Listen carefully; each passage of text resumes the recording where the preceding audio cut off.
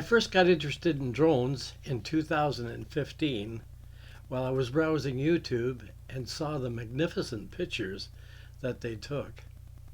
Drones are capable of the very latest high-quality 4K video. Surprisingly, the images are as steady as a rock, better than what you can take when you're standing on the ground. Moreover, the viewpoint and perspective from the air is spectacular.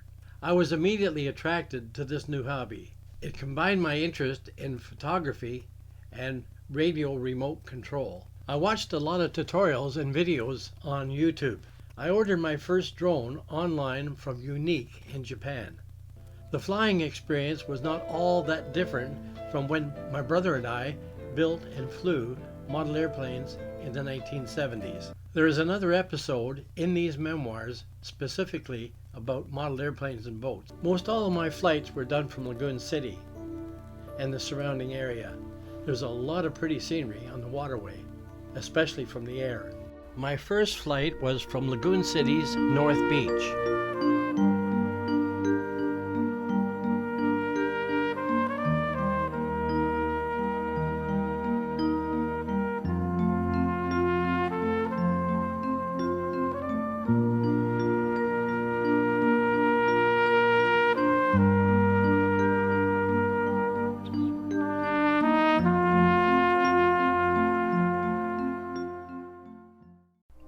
Another of my favorite drone videos was taken near the Trent Canal.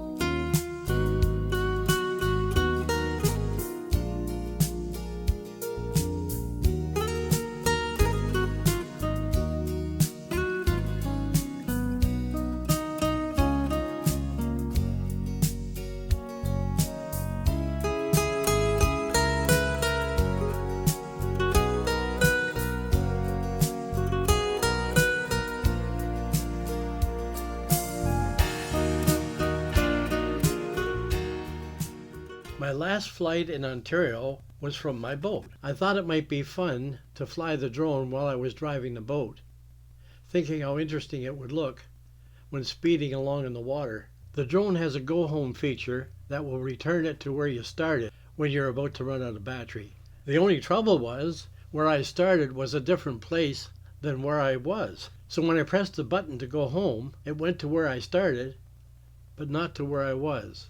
I saw it plunge into the water and drowned about a quarter of a mile away. As much as the drone sank to the bottom with all the video data, not all was lost. The drone is smart enough to keep a low-resolution copy of the flight in the controller unit. You can see this ill-fated flight on the drone subdirectory attached to this episode.